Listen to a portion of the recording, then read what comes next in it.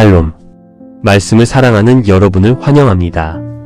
오늘도 하나님 안에서 평안하시지요. 창밖을 바라보니 초여름의 바람이 어느새 계절의 문턱을 넘어와 있더군요. 연두빛은 짙어지고 햇살은 길어졌습니다. 시간이 참 빠르지요. 이렇게 계절이 또 조용히 흘러가는 걸 보면 문득 인생의 마지막을 한 번씩 떠올리게 됩니다. 처음에 어떻게 시작했는가도 중요하지만 어떻게 마무리할 것인가, 어떤 사명을 끝까지 붙들고 가느냐, 이게 사실 더 큰 질문이거든요. 오늘 우리가 함께 펼칠 민수기 31장은 바로 그 질문 앞에 우리를 세우는 본문입니다. 모세의 마지막 사명, 그리고 그 사명을 끝까지 감당하는 한 사람의 모습. 자, 마음을 가다듬고 본문 안으로 들어가 보겠습니다. 1절. 여호와께서 모세에게 말씀하여 이르시되. 본문은 아주 짧고 단정한 한 문장으로 시작됩니다. 그런데 이 한 줄이 사실은 모세 인생의 마지막 장을 여는 문장이에요. 민수기 31장은 모세가 받은 거의 마지막 명령에 해당합니다. 가나안에 들어가지 못한다는 통보를 이미 받은 사람, 자기 생의 끝이 가까이 와 있다는 걸 아는 사람에게 하나님께서 다시 한번 말씀을 거시는 장면이지요.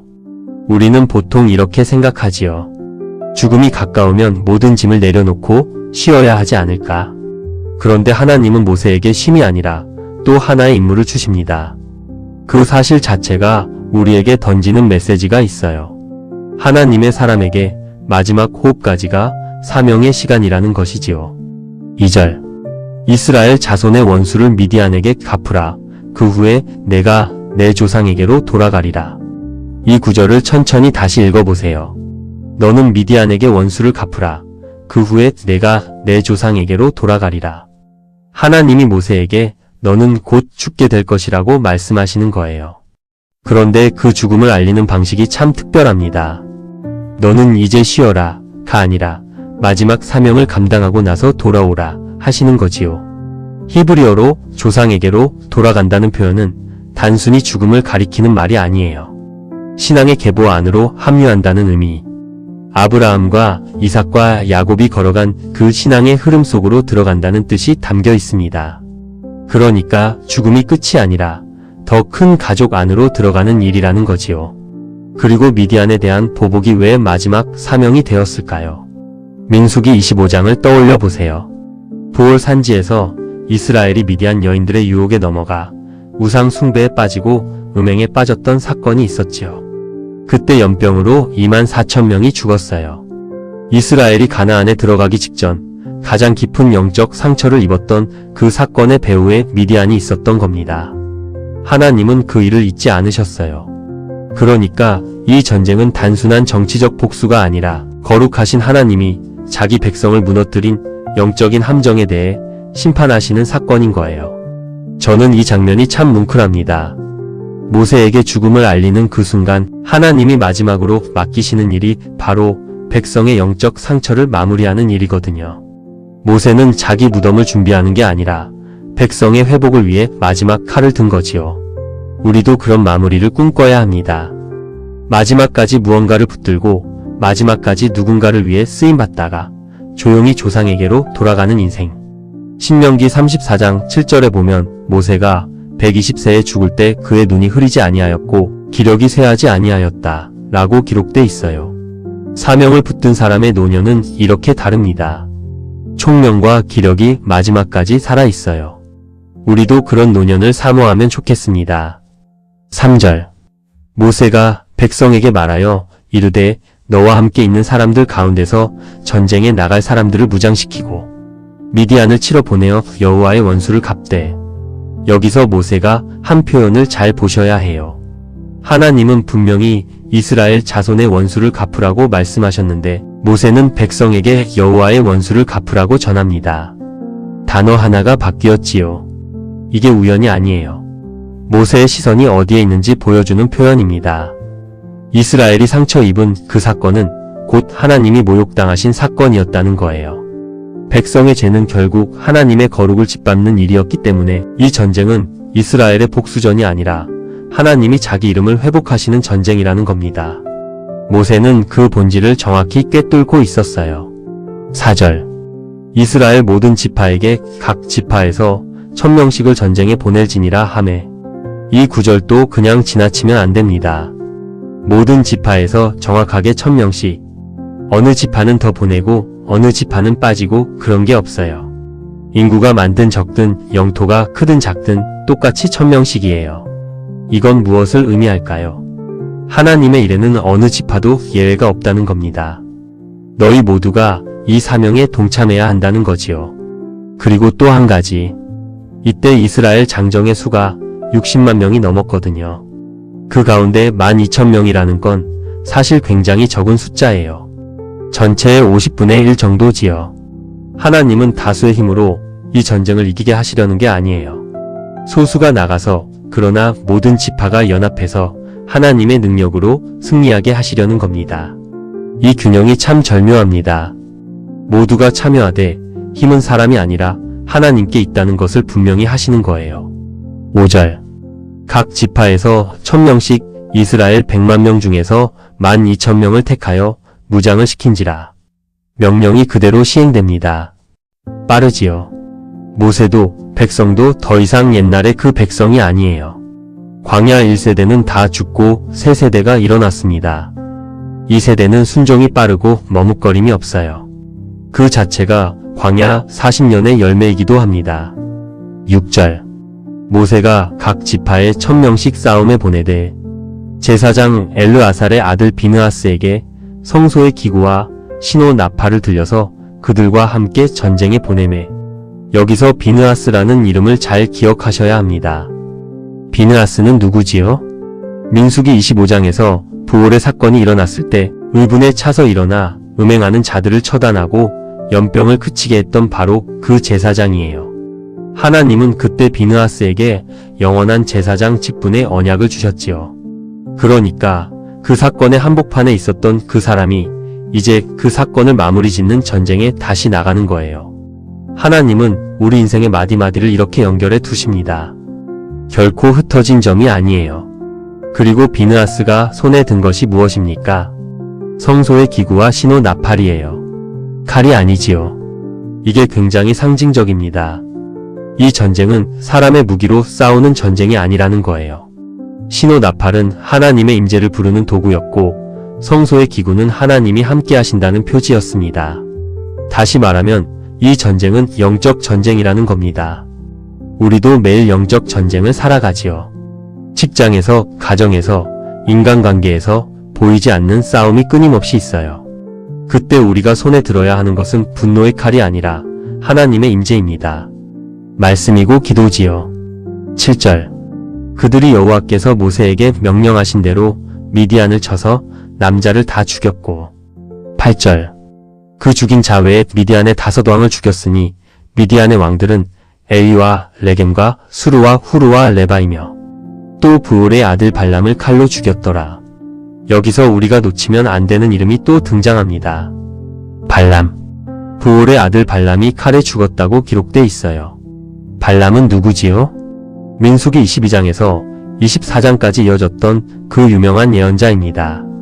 모압 왕 발락이 돈을 주고 이스라엘을 저주해 달라고 했을 때 하나님이 막으셔서 결국 저주 대신 축복을 선포해야 했던 그 사람이지요. 그런데 발람은 거기서 멈추지 않았어요. 민수기 25장의 비극, 그 부올 사건의 배후에 발람이 있었다는 사실이 여기서 드러나는 거예요. 자기 입으로는 축복을 선포했지만 뒤로는 이스라엘을 무너뜨리는 꾀를 가르쳐줬던 사람이지요. 발람의 끝은 칼이었어요.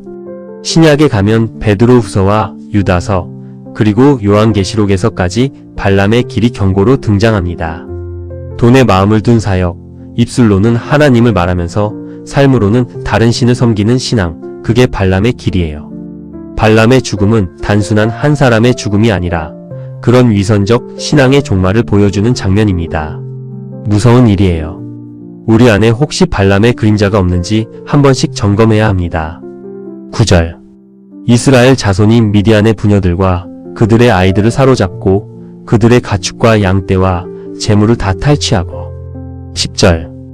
그들이 거처하는 성읍들과 촌락을 다 불사르고. 11절. 탈취한 것, 노력한 것, 사람과 짐승을 다 빼앗으니라. 12절. 그들이 사로잡은 자와 노력한 것과 탈취한 것을 가지고 여리고 맞은편 요단 강가 모압 평지의 진영에 이르러 모세와 제사장 엘르아살과 이스라엘 자손의 회중에게로 나아오니라. 전쟁이 끝나고 군대가 돌아오는 장면이에요. 한번 그 풍경을 상상해 보세요. 모압 평지 멀리 여리고 성이 보이는 그 자리. 이스라엘은 가나안 입성을 코앞에 둔 진영에 머물고 있었어요. 그곳으로 군인들이 엄청난 전리품을 끌고 돌아옵니다. 양떼와 소떼가 무리지어 들어오고 포로들이 줄지어 끌려오고 짐들이 산처럼 쌓여 있겠지요. 사람들의 함성, 가축들의 울음소리, 먼지, 땀 피의 냄새. 그 한복판으로 모세와 엘르아살과 회중의 지도자들이 마중 나갑니다. 13절. 모세와 제사장 엘르아살과 회중의 지도자들이 다 진영 밖에 나가서 영접하다가 14절. 모세가 군대의 지휘관 곧 싸움에서 돌아온 천부장들과 백부장들에게 노하니라. 승전의 환영식이 시작되자마자 분위기가 싸늘하게 바뀝니다. 모세가 군 지휘관들을 보고 분노한 거예요. 왜요? 15절. 모세가 그들에게 이르되 너희가 여자들을 다 살려두었느냐. 16절. 보라, 이들이 발람의 꾀를 따라 이스라엘 자손을 부올의 사건에서 여호와 앞에 범죄하게 하여 여호와의 회중 가운데 연병이 일어나게 하였느니라. 이 장면은 우리가 오해하기 쉬운 본문이에요. 잔인하다고 느끼실 수도 있습니다. 그러나 문맥을 정확히 봐야 합니다. 모세가 분노한 이유는 그들이 데려온 미디안 여자들이 바로 부올 사건의 주범이었기 때문이에요. 발람의 꾀를 따라 이스라엘을 유혹해서 하나님의 진노가 임하게 만들었던 그 여인들이 다시 진영 안으로 들어왔다는 거지요. 그러니까 이건 단순한 살상의 문제가 아니라 다시는 같은 죄에 빠지지 않기 위한 영적 분리의 문제였습니다. 여기서 우리에게 던지는 메시지가 있어요. 우리는 너무 자주 죄의 원인을 가까이 두고 살아갑니다. 또 넘어질 줄 알면서도 그 환경을, 그 관계를, 그 습관을 끊지 못해요. 그러고는 또 넘어졌다고 후회하지요. 진정한 회개는 그 죄로 이끄는 원인을 단호하게 끊어내는 데까지 가는 겁니다. 그것 없이 회개를 말하면 그건 후회일 뿐이지 회개가 아니에요. 17절. 그러므로 아이들 중에서 남자는 다 죽이고 남자와 동침하여 사내를 아는 여자도 다 죽이고. 18절. 남자와 동침하지 아니하여 사내를 알지 못하는 여자들은 다 너희를 위하여 살려둘 것이니라. 이 본문은 고대 근동 전쟁의 현실 속에서 읽어야 합니다. 잔인하게 들리지만 그 시대의 전쟁법 속에서 이 명령은 이스라엘이 다시는 동일한 영적 함정에 빠지지 않도록 하는 보호 조치였어요. 하나님은 이스라엘의 거룩을 지키시기 위해 이렇게까지 분명한 선을 그으셨던 거예요. 거룩은 절대 적당히 지켜지지 않습니다. 거룩은 분명하게 선을 긋는 자리에서 지켜져요. 19절. 너희는 이래 동안 진영 밖에 주둔하라. 누구든지 살인자나 죽임을 당한 사체를 만진 자는 셋째 날과 일곱째 날에 몸을 깨끗하게 하고 너희의 포로도 깨끗하게 할 것이며. 20절. 모든 의복과 가죽으로 만든 모든 것과 염소털로 만든 모든 것과 나무로 만든 모든 것을 다 깨끗하게 할지니라. 전쟁에서 승리한 군인들이 바로 진영 안으로 들어오지 못하고 7일 동안 진영 밖에서 머물러야 했어요. 시체를 만진 사람, 사람을 죽인 사람은 부정해졌기 때문이에요. 이게 굉장히 중요한 신학적 메시지를 담고 있습니다. 비록 그것이 하나님의 명령에 따른 전쟁이라 할지라도 죽음을 다룬 손은 정결의 과정을 거쳐야 한다는 거예요. 생명을 지으신 하나님은 죽음과 늘 거리를 두십니다. 전쟁이 정당하다고 해서 죽음 자체가 거룩해지는 건 아니에요. 그래서 군인들도 정결 의식을 거쳐야 했지요. 이 장면은 우리에게도 깊은 울림을 줍니다. 우리는 살아가면서 의도하지 않아도 누군가에게 상처를 주고 누군가의 마음을 다치게 하고 누군가의 삶을 무겁게 할 때가 있어요. 그게 정당했든 어쩔 수 없었든 우리는 그 후에 하나님 앞에서 자신을 정결하게 하는 시간이 필요합니다. 그 시간을 건너뛰고 곧장 평상시로 돌아오면 우리 영혼은 조금씩 무뎌져요. 21절. 제사장 엘르아살이 싸움에 나갔던 군인들에게 이르되 이는 여호와께서 모세에게 명령하신 율법이니라. 22절. 금, 은, 동, 철과 주석과 납 등이. 23절. 불에 견딜 만한 모든 물건은 불을 지나게 하라. 그리하면 깨끗하려니와 다만 정결하게 하는 물로 그것을 깨끗하게 할 것이며 불에 견디지 못할 모든 것은 물을 지나게 할 것이니라. 24절. 너희는 일곱째 날에 옷을 빨아서 깨끗하게 한 후에 진영에 들어올지니라. 이번에는 사람뿐 아니라 물건까지 정결케 하라고 하십니다. 금, 은, 구리, 철, 주석, 납. 불에 견디는 것은 불을 통과시키고 불에 견디지 못하는 것은 물에 통과시키라. 이게 굉장히 세밀한 규정이에요. 하나님이 작은 것 하나까지도 거룩을 요구하시는 거지요. 여기에 한 가지 영적 통찰이 숨어 있어요. 우리가 가진 모든 것은 그 자체로 거룩한 게 아니라 하나님 앞에서 거룩해지는 과정을 통과해야 한다는 거예요. 우리가 버는 돈, 우리가 쌓는 시간, 우리가 누리는 관계, 그 모든 것을 하나님 앞에 가져올 때 정결의 과정을 통과해야 합니다. 11조를 드릴 때도 그렇지요.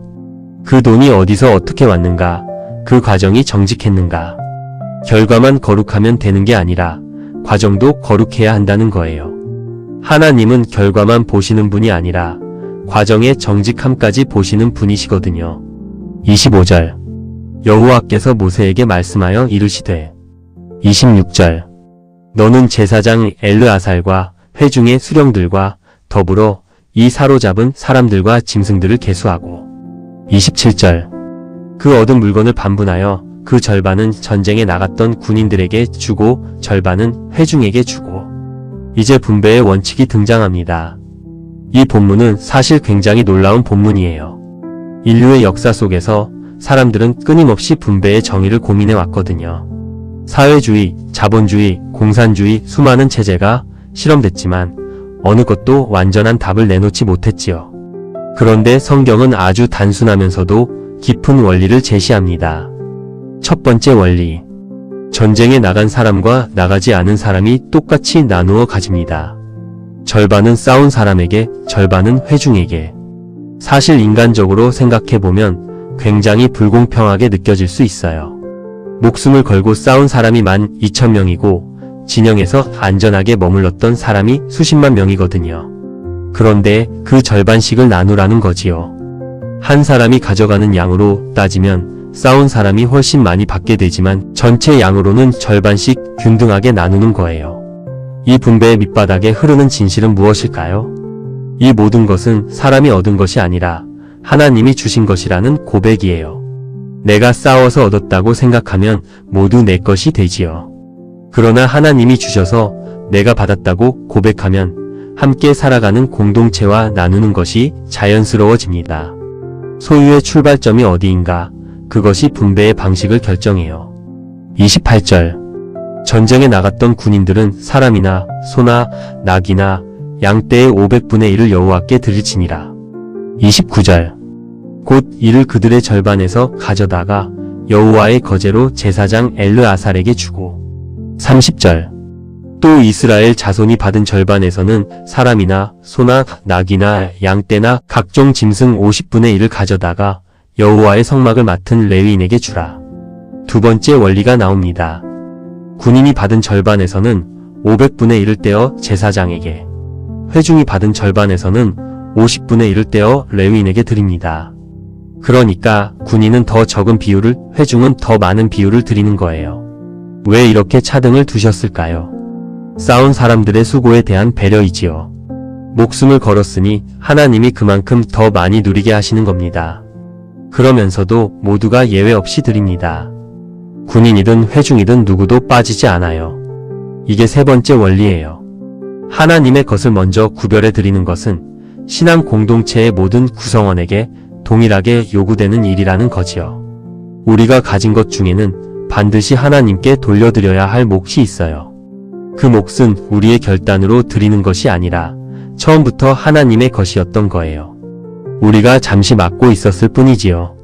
31절. 모세와 제사장 엘르아살이 여호와께서 모세에게 명령하신 대로 하니라. 32절. 그 탈취물 곧 군인들의 다른 탈취물 외에 양이 67만 5천 마리요.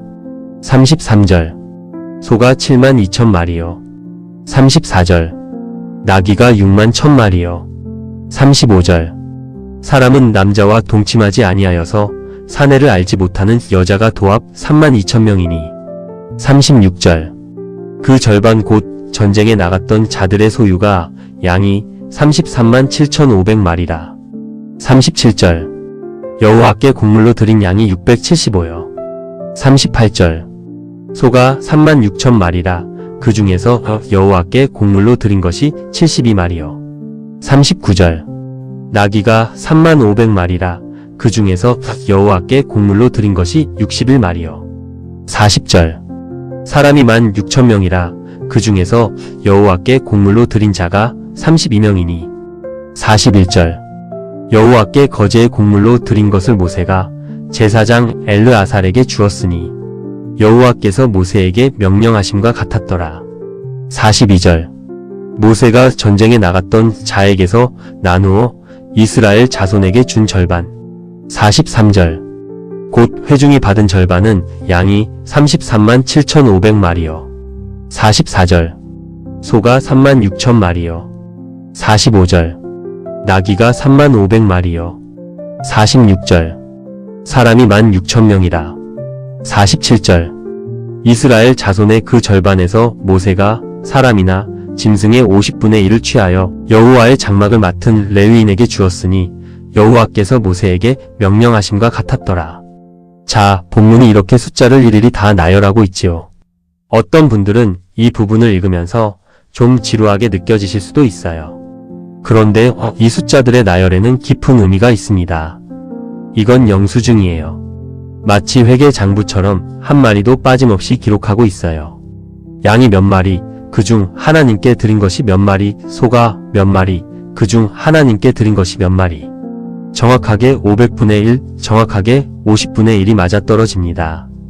이 정확함이 우리에게 말해주는 것은 무엇일까요? 하나님 앞에서의 정직함이에요.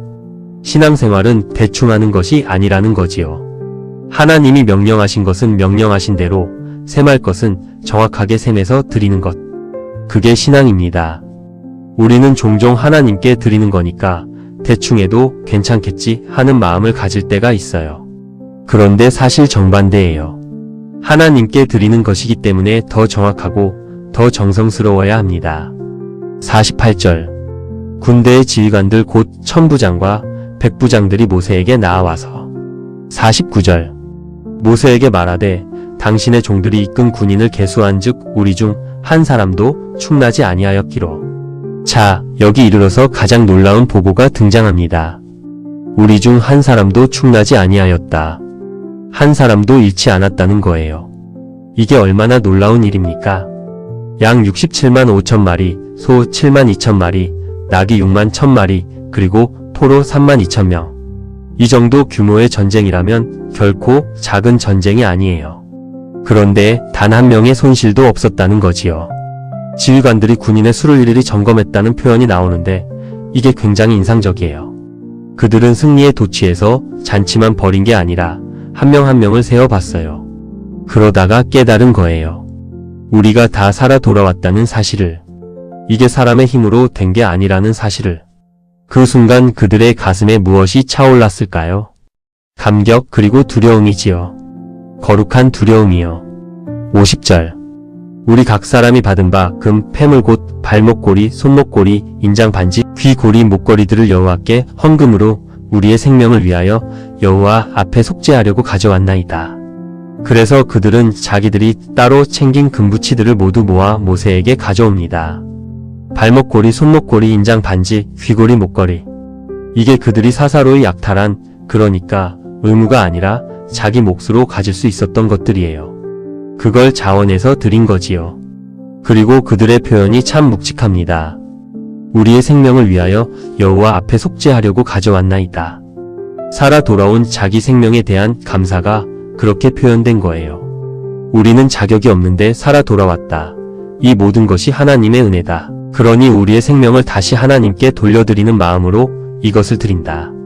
이 고백 앞에서 마음이 뭉클해집니다. 세상 사람들은 가지면 가질수록 더 움켜쥐려 하지요. 그러나 은혜를 아는 사람은 받으면 받을수록 더 내려놓습니다. 왜냐하면 그것이 내 것이 아니라는 걸 알기 때문이에요. 내가 살아있다는 것 자체가 빚이고 내가 누리는 모든 것이 받은 것이라는 사실을 알기 때문이지요. 51절. 모세와 제사장 엘르아살이 그들에게서 그 금으로 만든 모든 폐물을 취한즉. 52절. 천부장과 백부장들이 여호와께 드린 거제의 금의 도합이 16,750세겔이니. 53절. 군인들이 각기 자기를 위하여 탈취한 것이니라. 16,750세겔. 약 190kg 정도의 금이에요. 엄청난 양이지요. 그것을 군 지휘관들이 자원해서 드렸습니다. 명령을 받아들인 게 아니에요. 자기들의 감격으로 드린 거지요. 이게 진짜 헌신이에요. 누가 시켜서가 아니라 내가 너무 감사해서 드리는 것. 그게 하나님이 기뻐 받으시는 예물입니다. 54절. 모세와 제사장 엘르아살이 천부장과 백부장들에게서 금을 취하여 회막에 드려 여호와 앞에서 이스라엘 자손의 기념을 삼았더라. 마지막 절이 또 아름답습니다. 그 금을 회막에 들여서 이스라엘 자손의 기념으로 삼았다고 하지요. 기념. 이 단어가 참 좋아요. 잊지 말자는 거예요.